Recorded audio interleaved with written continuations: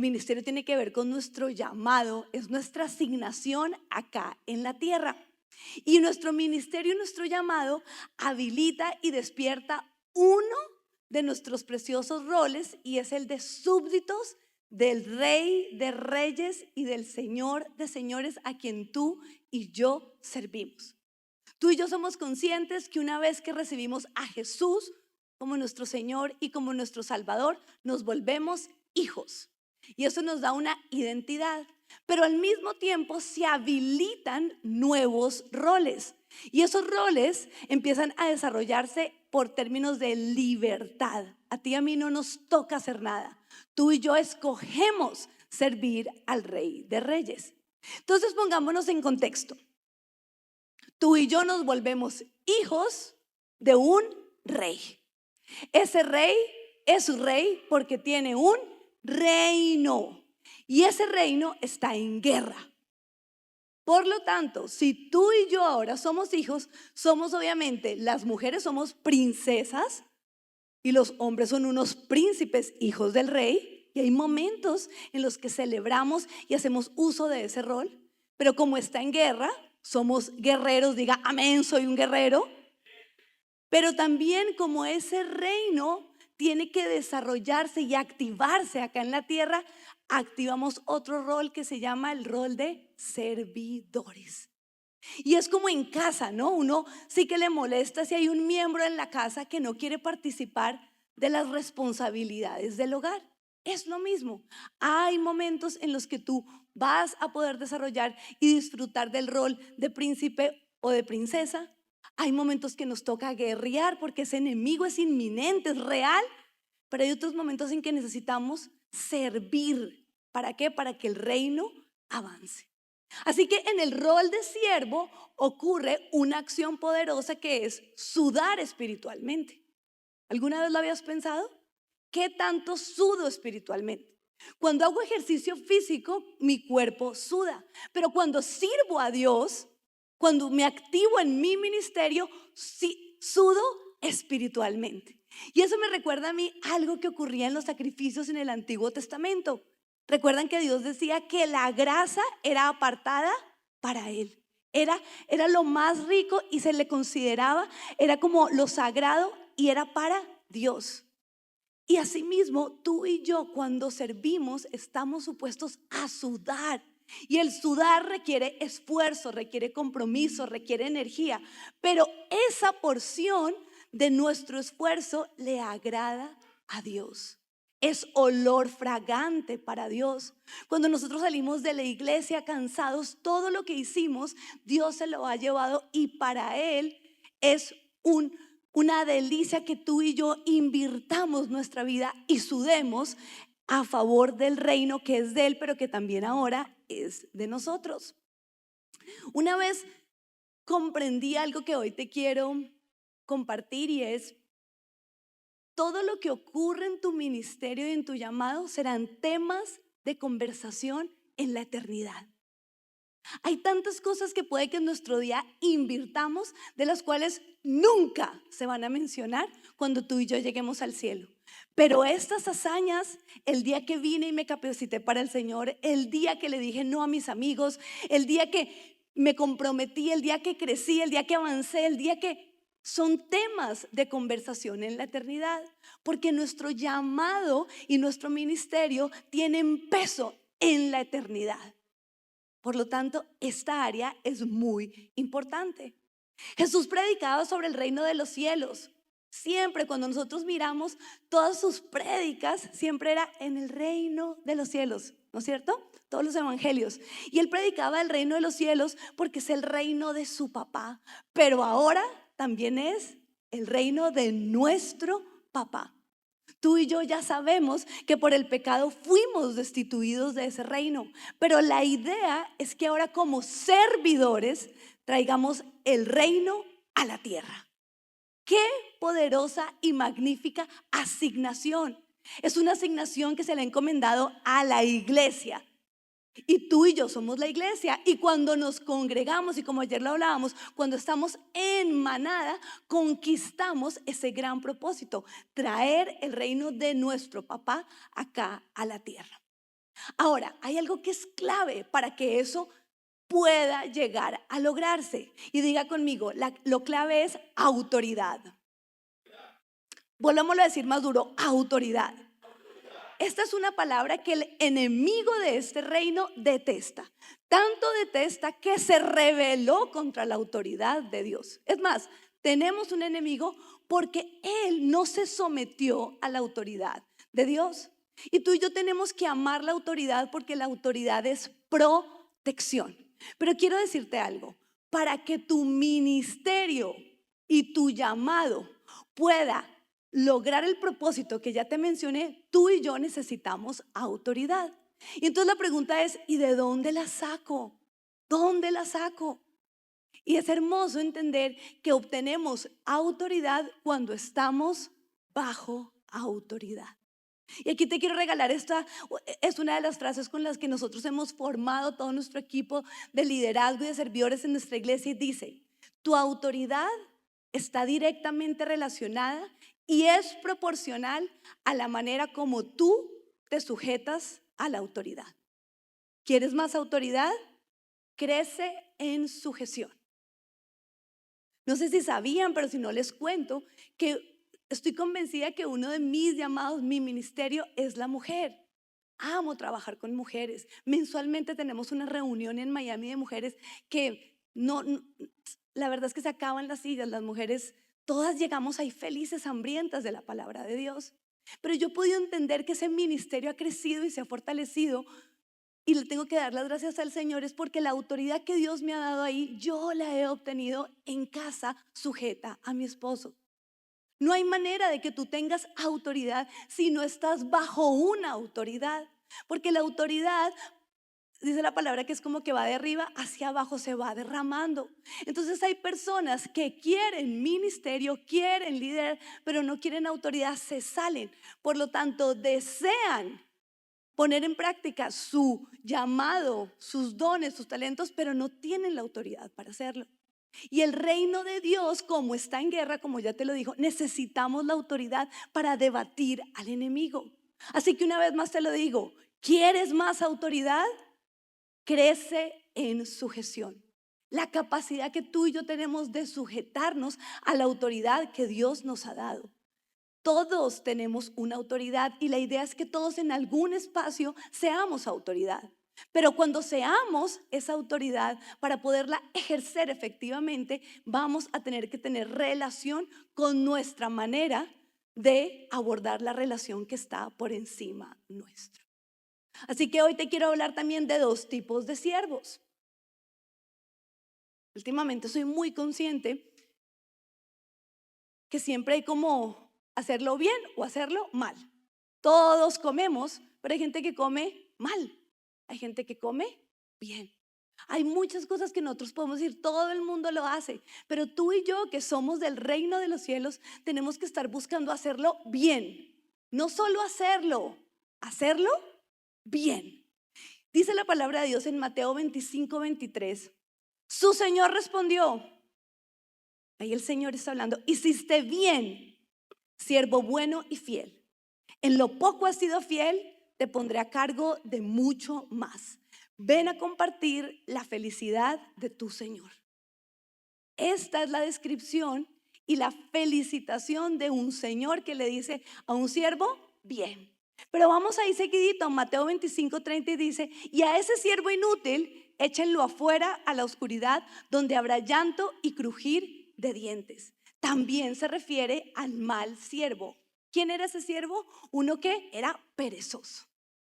La definición de un mal siervo en el reino de los cielos es quien da cabida a la pereza, el que se opone a cumplir su rol y su deber dentro del reino de los cielos.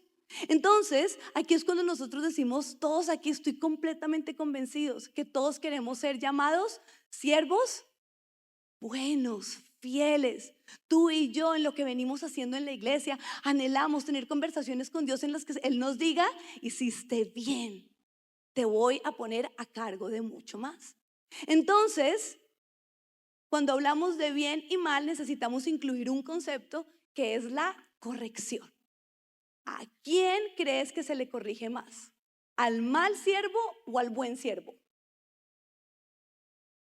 Hagamos una votación, pongámoslo interesante. Levantemos la mano los que creen que al mal siervo se le tiene que corregir más. Es el que más se le corrige. A ver, yo veo, mal siervo, tome una decisión.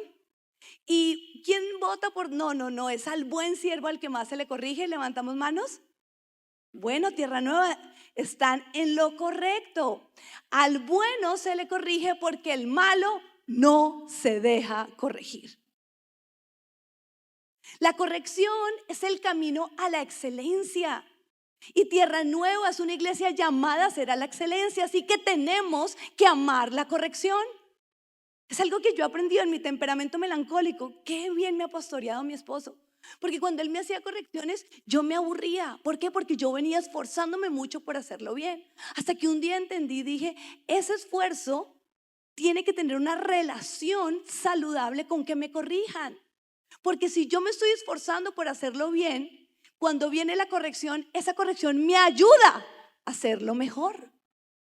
Pero es triste que porque nosotros nos estamos esforzando y se nos corrige, nos aburrimos, entramos en pataleta, nos taimamos y entonces decimos abandono. Ese siervo malo habló de que le dio miedo a su señor. No. Nosotros tenemos que tener la claridad de que la corrección nos hace bien. Piensa en los niños. ¿Cómo es de horrible un niño mal educado? Y cuando nos ponemos a dar cuenta, realmente la responsabilidad ni siquiera fue la del niño, fue la de sus padres. Como autoridades estamos llamados a corregir. Y cuando yo estoy de siervo y cuando estoy del otro lado, tengo que hacer una renovación de mi mente y decir, cuando me llaman la atención, me llaman a la excelencia. No me están rechazando. Son todas las mentiras que viene el enemigo en ese momento a decirte, te rechazaron, mira cómo te trataron de mal. No, tenemos que renovar nuestra mente con respecto a la corrección y amarla, atesorarla, recibirla y llevarla a la práctica. Rápidamente te quiero contar que estudiando una vez la corrección me di cuenta que una sana corrección incluye la ira santa. Es una emoción buena. Jesús corrigió cosas en su casa, en el templo, porque estaban mal. Y la ira santa viene de un espíritu fuerte. ¿Te acuerdas lo que aprendíamos ayer? Que busca guiar, enseñar y amar para crecer a la estatura de Jesús. Lo contrario, que es lo que de pronto nos pasa, y es por eso que tenemos una experiencia equivocada con la corrección, es que tenemos como esa memoria de que cuando me corrigieron con una ira carnal. Y la ira carnal lo que busca es dañar y herir, ataca a la persona. Pero cuando nosotros recibimos una corrección, no nos están atacando a nosotros, nos están corrigiendo la manera como hicimos las cosas. Una vez más, como lo aprendimos ayer, no atacan nuestro ser, están corrigiendo nuestro hacer para que ese hacer sea excelente. Y ocurre algo que declaro que en esta iglesia no, ustedes no, y es que ante la ira santa sale la necedad del hombre. Cuando se hace una corrección, la que se defiende es la carne. Y si la carne, ese perrito de ayer, ¿se acuerdan? Gana, es porque tu espíritu está débil y desnutrido. Yo aprendí cuando mi esposo me dice, bueno, vamos a hablar de algo que no está bien. Lo podemos hablar, yo de una activo mi espíritu. Y también por eso es bueno cuando vamos a hacer una corrección como líderes que oremos antes, vamos a despertar el espíritu de la persona. Porque si de una hacemos la corrección, la que se defiende de una es la carne. Pero una vez más, el espíritu está dispuesto a ser corregido porque el espíritu desea la estatura de Jesús. Entonces, cuando nosotros nos corrigen acá en la iglesia la manera de hacer las cosas, no nos aburrimos, no nos taimamos, no abandonamos, sino que mejoramos. En mi primer libro, el primer libro que yo escribí, tengo una citación sobre esto y dice, la necedad más grande es buscar corregir al burro que envió Dios para corregirte. Qué triste que la burra de Balán fue agredida cuando lo que buscaba era salvarle la vida. ¿Conocemos la historia de la burra de Balán? Entonces, ¿cuál es la idea en todo esto? Cuando una autoridad me llama a la corrección para servir en mi ministerio, yo no salgo a golpearla ni a agredirla, sino yo la recibo porque entiendo que esto es parte de la salvación, es parte de un tema macro, no solo tiene que ver conmigo, la iglesia tiene que avanzar. Y quien guarda la visión, quien carga la visión, te va a decir muchas veces, no, no es por ahí, Dios me mostró que es por aquí. Ah, ok. Recalculamos como en el GPS y nos ajustamos. Y no nos ofendemos, sino que rápidamente entramos en la dirección correcta. Amén. Bueno, cuando entendemos las cosas, entender es aliviar. Y una vez entendemos las cosas, las podemos aplicar en nuestra vida. ¿Qué más necesitamos hablar de nuestra área ministerial? Bueno, lo que te estoy hablando hoy está en el capítulo cuarto, pero hay mucho que estudiar de nuestro ministerio. Pero tu ministerio requiere, ¿qué requiere tu ministerio? El servicio es un tema de obediencia. Por lo tanto, no hacerlo es ser rebelde, es ser rebelde. Piensa que cuando hablamos del siervo malo o cuando hablamos también de que se le entregaron unos talentos y no los puso a producir, se considera que eso está mal. Una iglesia viva en movimiento que está haciendo lo que Dios la mandó a hacer debe desear y debe involucrar a los que más puedan entrar a servir. Gloria a Dios, nuestra iglesia es una iglesia donde es muy alto el porcentaje de servicio. Debemos habilitarnos a que todo el mundo pueda encontrar su lugar de servicio y aportar para la casa de Dios. Y hacerlo es ser obediente. Yo te pido que nunca tú seas un elemento de obstrucción para que alguien sirva. Siempre todos modelamos servicio y nos abrimos para que la gente desee servir en la casa de Dios. ¿Y cómo se hace? Bueno, empiezo por obediencia, pero entonces, ¿qué más viene? Bueno, lo segundo que viene es tu aptitud. Aptitud con P. Y la aptitud tiene que ver con tu diseño, tu esencia. Hoy estábamos hablando con la pastora Dani en el podcast sobre esto. Dios sobre cada uno de nosotros pone algo especial. Tú tienes algo que yo no tengo. Tú tienes algo que yo necesito y que tú no tienes y que yo no tengo. Así que la importancia no es estar mirando lo que el otro tiene, sino lo que Dios me dio a mí, y eso se llama aptitud, la capacidad que ya está en mí, el potencial para poder desarrollarme. Pero una vez empiezo con la obediencia, reconozco que hay algo sobre mí, la aptitud para hacerlo, tengo que meterle actitud. Actitud. La forma correcta para servir en tu ministerio es a través de una buena actitud. Y es que la verdad es que tú y yo no definimos nuestra aptitud, pero sí nuestra actitud. Nadie aquí, yo no escogí cuando fui a nacer, ay Señor, dame el don de la enseñanza. No, Dios lo puso en mí, pero sí puedo decidir cómo me desenvuelvo como maestra, cuál es mi actitud frente a cada una de las personas que Dios me pone para enseñar alguno de sus mensajes.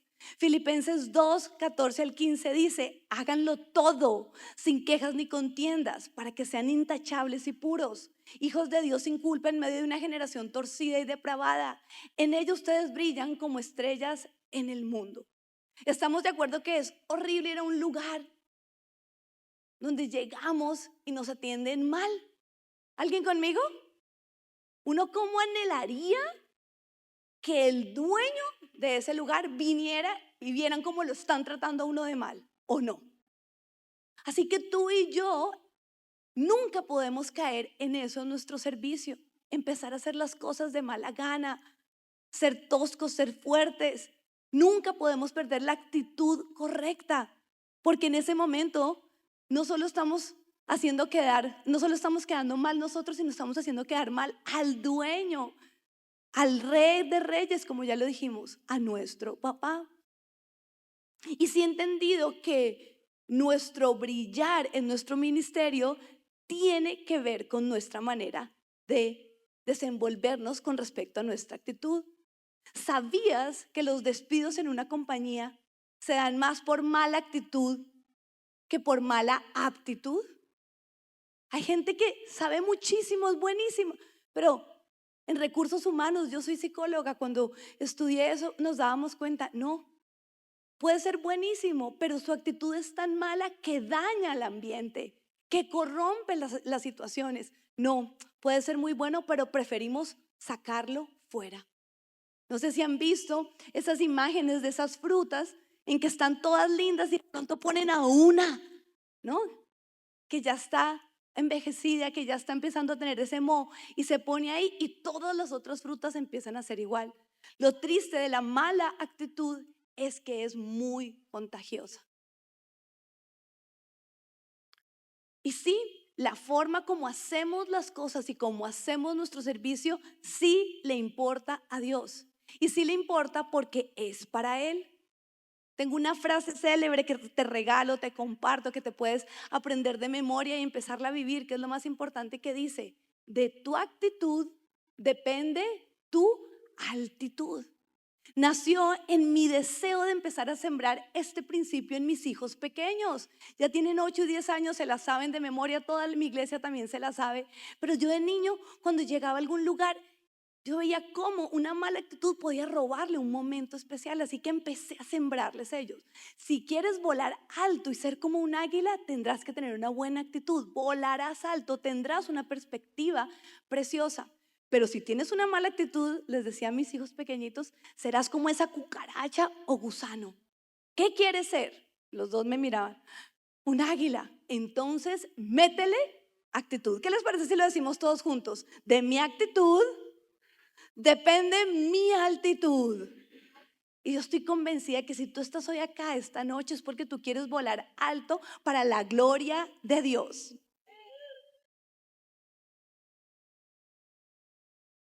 Componentes del servicio. Componentes del servicio. Le dije a una de mis ayudas, así, a esa persona que amo en la iglesia, con la que trabajo casi los 2 ministerios que tengo a cargo, que es el de mujeres y la iglesia infantil. Dime algo del ministerio que a ti te guste mucho que yo venga enseñando. Y me dice: uy, por favor, los 2 componentes del servicio. Y eso se lo enseñamos a todo servidor en la iglesia y hoy también te lo compartimos. El componente del servicio de tu ministerio tiene que tener gusto, pero también sacrificio. Si solo se queda en gusto, ay no, a mí me gustan las cámaras, me gustan las cámaras. Pero cuando te dicen tienes que llegar a tal hora, ahí sí te pones de mal genio. No, yo llego a la hora que a mí me parece. Tú quieres es un hobby. Porque los hobbies son por gusto, pero no tienen sacrificio. El servicio a Dios consta de los dos, diga, de los dos. Me tiene que gustar, pero también hay una parte de sacrificio donde tu carne muere. Por eso es tan bueno servir. Aunque no es un alimento, como lo veíamos ayer, sí mata la carne. Y cuando vamos nosotros a ver, el mayor servicio que tuvo Jesús acá en la tierra fue la cruz. Él fue a la cruz por amor, pero esa cruz le costó. También tuvo sacrificio. Así que cada vez que tú vas a servirle al Señor, donde tú escoges tu ministerio, donde tú estás diciendo: aquí está, aquí estoy sudando el olor fragante para Dios, recuerda siempre, me va a gustar. Tengo la aptitud para hacerlo, pero va a haber un área de sacrificio. Y gloria a Dios por el sacrificio. Porque cada vez que tú te sacrificas para Dios, tu espíritu crece y tu carne se debilita. Vamos a cerrar entonces con las 7 características del buen siervo. Son rápidas, son sencillas, pero tú las vas a poner en tu corazón y tú vas a decir: esto me va a calificar a mí. Esta va a ser la manera como en mi iglesia, mi pastor, mi líder van a decir: así es él. Son 7. Y cuando pensaba, ¿por qué 7, Señor? Bueno, el número 8 en la Biblia significa un nuevo comienzo. ¿Por qué? Porque todas estas 7 cuando las aplicamos, pero cada uno de nosotros decidimos vivirlas, el número 8 es cada uno de nosotros. Somos únicos, pero hay ciertas cosas mínimas en nuestra área ministerial para que realmente sea una vida ministerial al máximo. La primera, está siempre disponible para servir. El buen siervo está siempre disponible para servir. Hoy el Señor te pregunta: ¿puedo contar contigo? Y la respuesta siempre es: heme aquí, envíame a mí. Cuando yo hago una convocatoria en la iglesia con mi equipo de liderazgo, esas siervas que siempre están ahí listas, yo les digo: vamos a hacer esto. Y me encanta que todas empiecen a contestar: heme aquí, heme aquí, heme aquí. Heme aquí. Es una manera de responder a Dios. Y vamos a hacer algo que de pronto no es parte de tu aptitud. Pero el pastor dice: miren, vamos a hacerlo. O el líder dice: vamos a hacerlo. Tú no dices: ay no, eso sí no. Tú siempre estás disponible y tú siempre respondes: heme aquí, envíame a mí.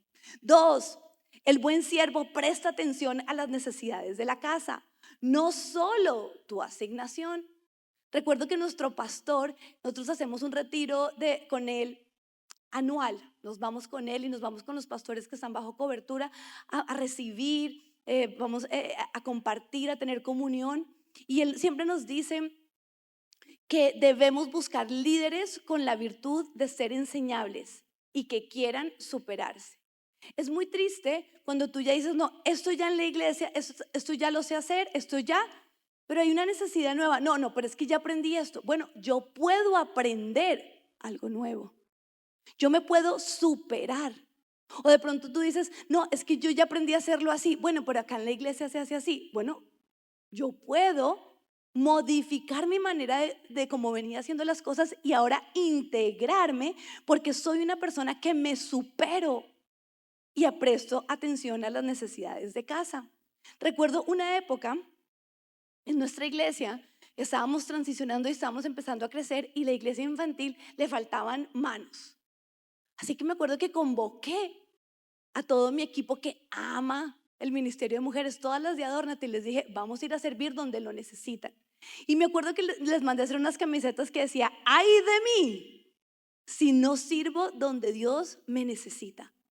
Y cada vez que se ponían la camiseta entendían, habían muchas que no les gustaba el ministerio de los niños, pero entendían que entraban ahí porque era la necesidad de la casa.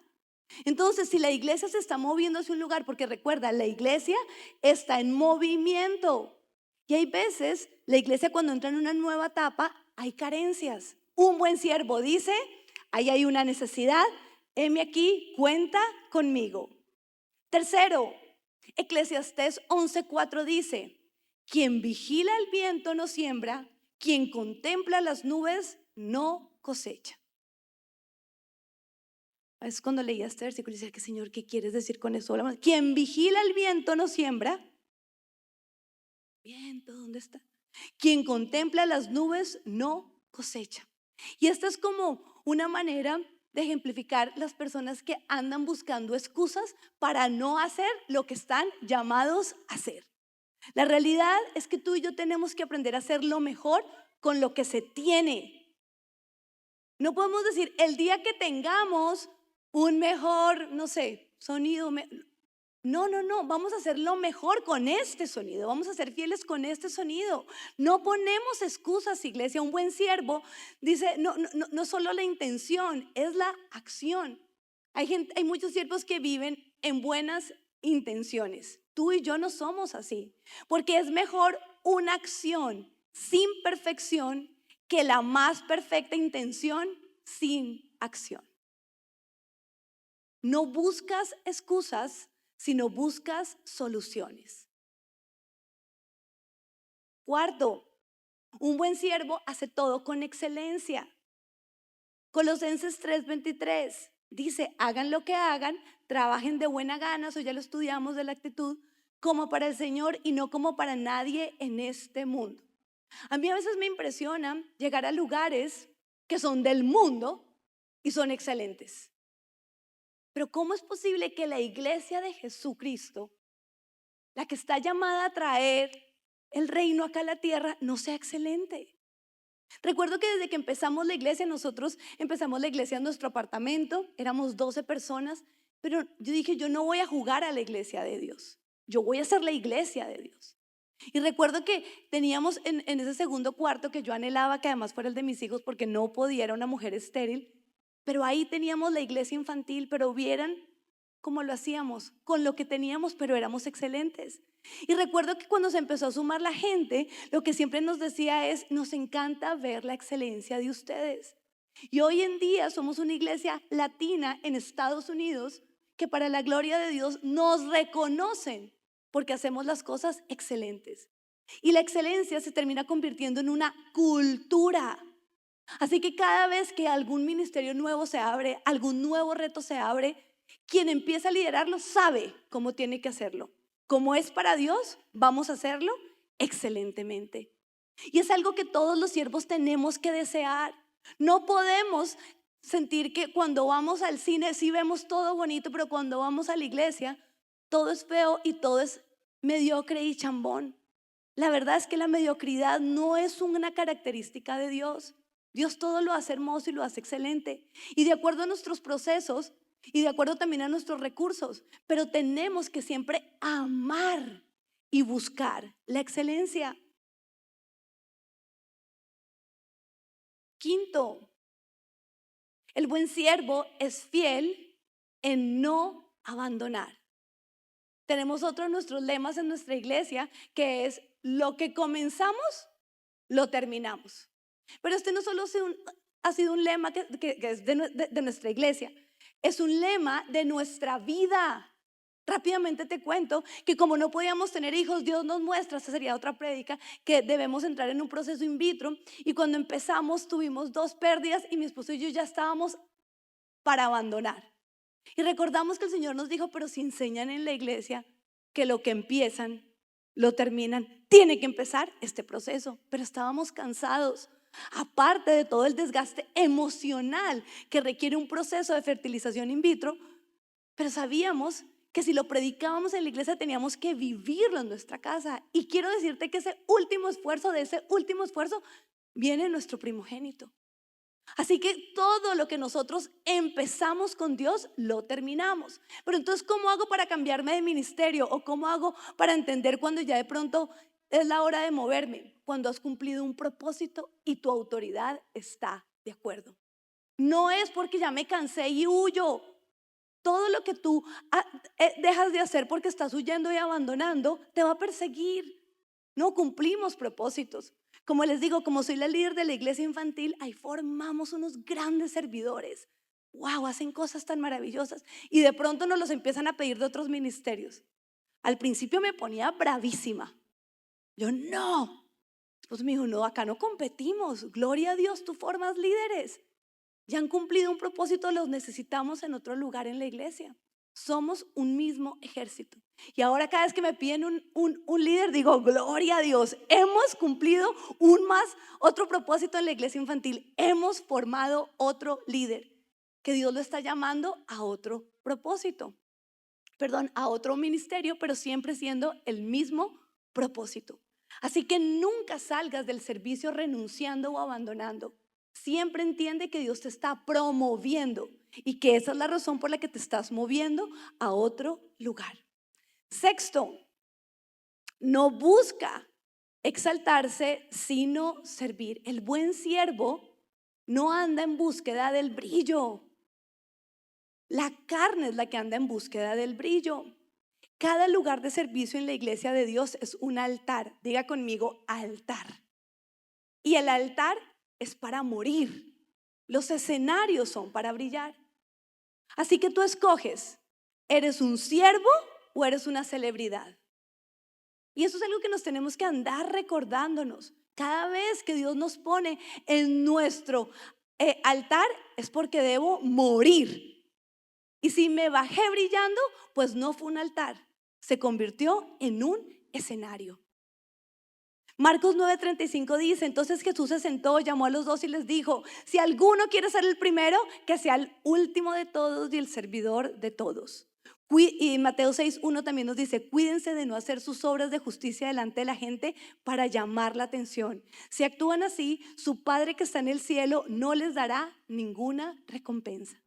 Y 7 y último atributo del buen siervo, ese siervo que queremos ser, ese siervo que Dios nos está llamando a ser esta noche, ha sido especialmente para llamar a nuevos, a que se despierte en nosotros lo nuevo que nos lleva a nosotros a servir de la manera correcta. Y está en Gálatas 5:26 y dice: no dejemos que la vanidad nos lleve a provocarnos y a envidiarnos unos a otros. Un buen siervo se encarga de su responsabilidad sin andar mirando a los demás. El otro nunca será tu siervo.